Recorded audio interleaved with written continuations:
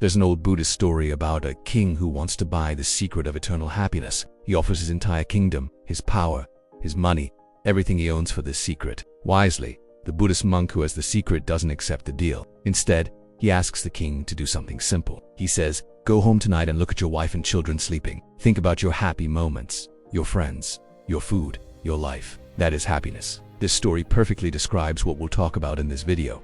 What is happiness? It may be the oldest question in human history. But in today's world, when everything around us screams for our attention, when we're constantly being told what to buy, what to eat, what to wear, what to think, where to travel, who to follow, it's becoming harder and harder to listen to that voice within. But more than knowledge, more than power or wealth, what truly drives human beings is the desire to be happy. But what exactly is happiness?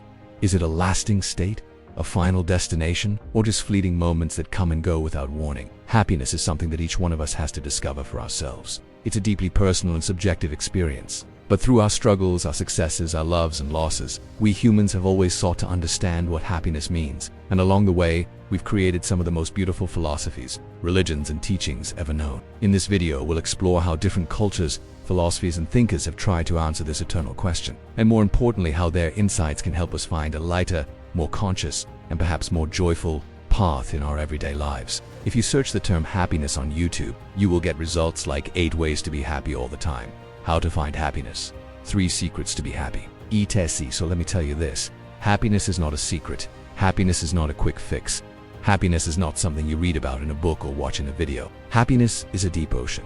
You must dive into it to experience it. The ancient Greeks, the ones who gave us democracy, philosophy, and the Olympics, also gave us the word for happiness. The Greek word for happiness is eudaimonia, which roughly translates to well-being or flourishing. To the Greeks, happiness was more than a feeling. It was a way of living a full and healthy life that was realized through one's actions in the world. Aristotle, the great philosopher of ancient Greece, had some very interesting thoughts on happiness. For him, happiness was not a quick fix, but a way of life, a process of self-discovery and self-realization. In fact, he believed that happiness was the ultimate goal of human existence. According to Aristotle, we're all naturally inclined towards seeking happiness. And when we make decisions, whether we realize it or not, we're always trying to maximize our chances of achieving it. Happiness, he said, was the activity of the soul in accordance with virtue. He believed that achieving happiness required living virtuously, developing one's potential and engaging in rational thought and action. For Aristotle, happiness was not a passive state, but an active engagement with the world around us. He emphasized the importance of moderation, balance, and living in harmony with nature as a way to achieve inner peace and contentment. But even in ancient Greece, people didn't always agree. The Cyrenaics, a school of thought that emerged in the 4th century BC, rejected Aristotle's idea that happiness could be found through reason and virtue. Instead, they argued that happiness was found through the pursuit of pleasure and the avoidance of pain. The Cyrenaics believed that pleasure was the ultimate good and that we should indulge in whatever brings us the most joy, regardless of whether it was virtuous or not. Fast forward to ancient Rome and you meet Epicurus, another great philosopher who developed his own philosophy based on the idea of happiness. Epicurus taught that happiness was a state of tranquility and freedom from pain and disturbance. He believed that we could achieve this state by following 3 simple rules. Do you desire what you do and have, appreciate what you do have, and accept that some things are beyond our control. Epicurus also believed that we could achieve happiness by freeing ourselves from our attachment to external things and by cultivating inner peace and contentment. But the Romans weren't the only ones with ideas about happiness. Across the empire, in the Far East, the Buddha was teaching his followers a different path. Gautama Buddha, the founder of Buddhism, had a slightly different approach to happiness. He taught that happiness could be found by following the Eightfold Path, a set of guidelines that included right understanding, right thought, right speech, right action, right livelihood, right effort, right mindfulness, and right concentration. One of the core ideas in Buddhism is the idea of impermanence.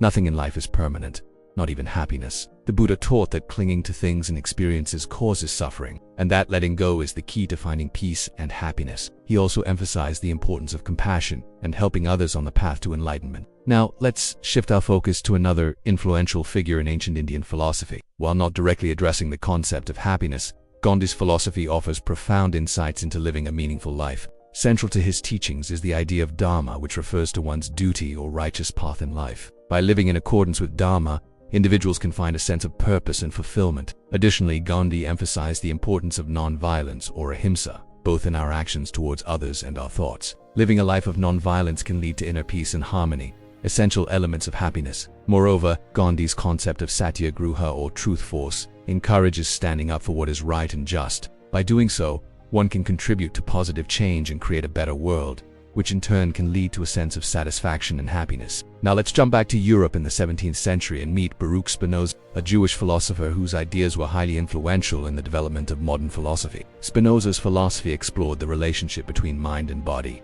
reason and emotion, and freedom and determinism. In his work, Ethics, Spinoza discusses the idea of happiness and its relationship to our understanding of the world. He believed that true happiness could only be achieved by understanding the laws of nature and living in accordance with them. Spinoza also believed that happiness was a byproduct of living a life of virtue and wisdom. By striving to understand the world around us and living according to our reason, we can find contentment and inner peace. But these are not the only opinions on happiness. There are many other examples. For example, in the Western world, you may have heard of the Stoics, a group of philosophers who lived in ancient Greece and Rome and believed that happiness could be achieved by accepting what we cannot control and focusing on what we can.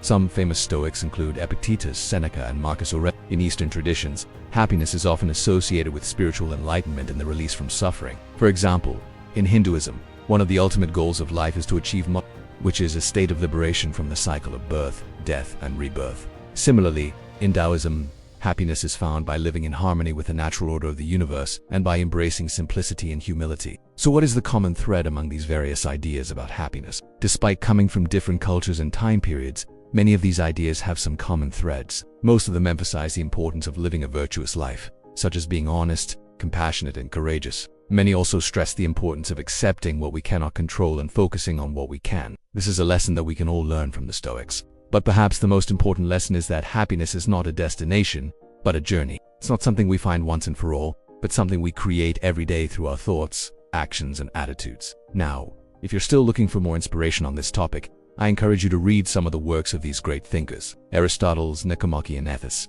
Epicurus' Letter from a Friend, Buddha's the Dhammapada, and Spinoza's Ethics are all excellent places to start. They're not easy reads, but they're definitely worth the effort. Let's finish with the answer to the first question in the video. What is happiness? Well, happiness is a deep ocean. You must dive into it to experience it. It's not a place you reach, but a way you walk the path. And remember, the journey is just as important as the destination. If you enjoyed this video, please hit the like button and subscribe for more thought-provoking content. Thank you for watching.